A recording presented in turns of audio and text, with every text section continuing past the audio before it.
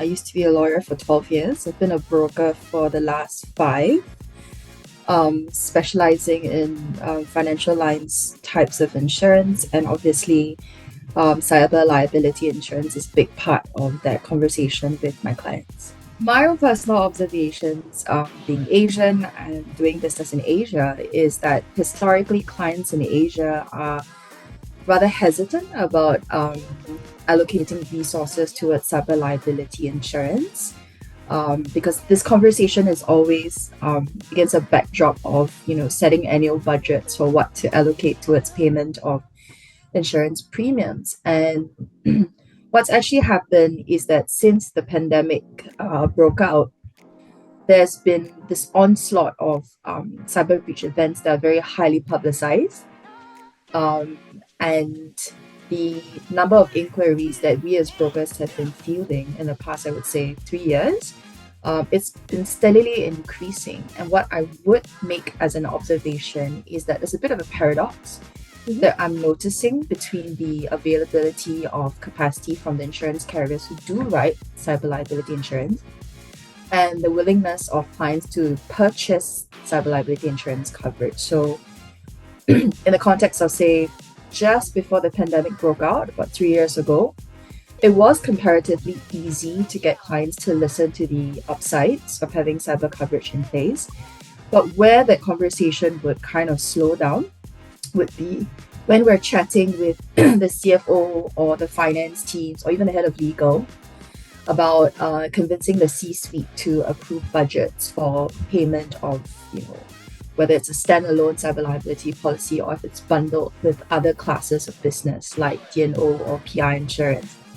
And so the rationale that a lot of CFOs shared with us when we were talking about the utility of such a product would be, in their mind's eye, if the firm has got an external IT vendor and there's a breach event, then to them, it's the IT vendor's problem. And if there were losses, they feel, well, it should be the IT vendor's PI policy that picks up, the addressing the losses that arise from the breach event. So there's that natural tension between what they view as a priority in resource allocation and their own perception of the real exposure that lands on them.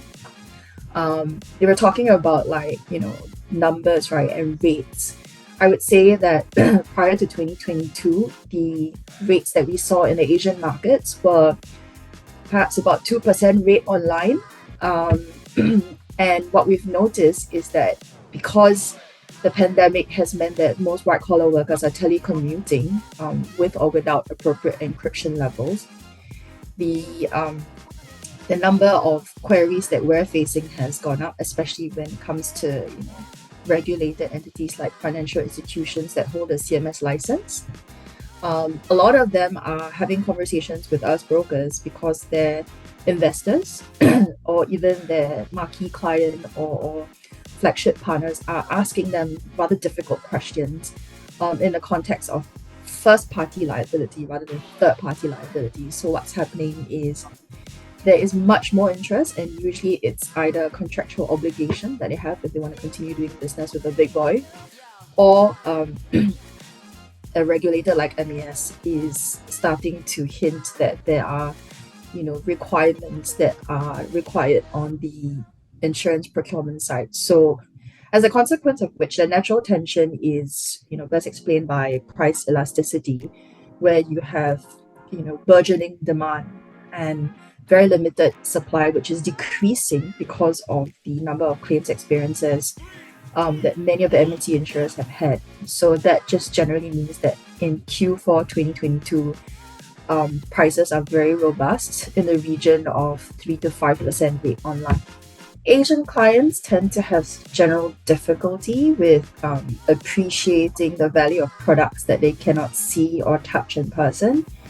An example would be, if you chat with anyone who's in an investment advisory business, a lot of Asian investors prefer asset classes like real estate or commodities to cryptocurrency and credit default swaps. And what I would say in my analysis, right, is that the business value of service and product offerings which are abstract concepts, right? It's something that you need to grasp internally rather than physical product. Most Asian firms, especially if your business decision makers are born before 1976, they will have a lot more resistance. They will find it harder to grasp the value of cyber liability insurance because it's just the nature of insurance, and especially with the losses that could be attracted in cyber exposures, it's invisible. And unless you spend time, educating yourself in these like vectors of risk, to really pick up risk management as a discipline, most Asian business owners and decision makers find it's a bit of a buggeration. But there is hope, because what I've also noticed is that with third and fourth generation business owners who are successors to their elders, a lot more have spent time either studying in the West or are very savvy to issues of risk against a backdrop of technology, because they've grown up with tech all around them. And many of them are actually actively trying to act as a bridge between their elders and their appreciation of IT literacy and the changing business landscape. So obviously, at Willis Towers Watson, which is where I am, we're very interested in helping these third and fourth generation business owners navigate these waters more adroitly. My observation is that it's leveled up the conversation around quantum, which is the numerical quotient for how you look at a claim or an exposure. And so for us brokers in Asia, chatting with clients in Asia, these conversations would circle around appropriate limits of indemnity to purchase on a cyber policy, whether it's standalone or bundled with another class of business. And it makes the conversation very empirical. What's happened on my side as a service provider is we've been able to utilize statistical data. Of course, we get these data sets from our own research and our conversations with the insurers. And we are able to model for clients what catastrophic losses would look like having regard to the most recent claims data. And it's very dynamic, very volatile data set because threat actors are very busy at work every day. And earlier I mentioned, again, business owners and decision makers born before 1976 would in the past have more difficulty appreciating how this affects their bottom line. And to be fair to them, right, technology is a really broad church.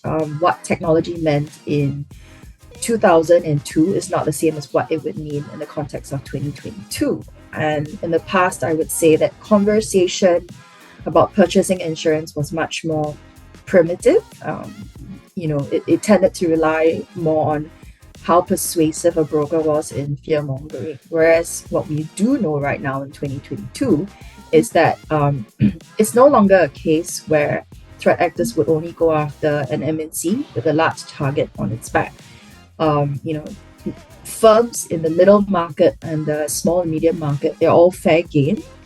And there are tons of documentaries on this about how what's happened is that there are all these cottage industries springing up, of threat actors where it is their business to take money from you, whether it's ransomware or to slave your corporate devices. And so the conversation with clients, whilst it used to be one couch in the context of a regulator or a client or investor sitting on them. These days, we as brokers are able to fall back on cold hard facts to articulate to our clients with, data sets that have been verified, right? Why in the climate that you're in, a risk tolerant or risk adverse approach towards insurance as a solution is the better way to go. And so that's evolved the conversation. Yeah, so within the context of the experience that a broker has with the insurance carriers, I would say that it's made cyber underwriters a lot more paranoid about dotting I's and crossing T's when it comes to the transmission of underwriting information on a cyber submission. It's the broker's job, right, to package fact in a way that makes it easy for an underwriter to offer competitive terms. But because of the climate having changed so much since 2020, um, it's more common that we have underwriters asking for technical underwriting calls before a quote is issued. And these are calls not just with the business underwriter, but also perhaps someone who's very much in the business of security, information security that the insurer would retain on its panel. And so it's a very rigorous kind of climate that we have.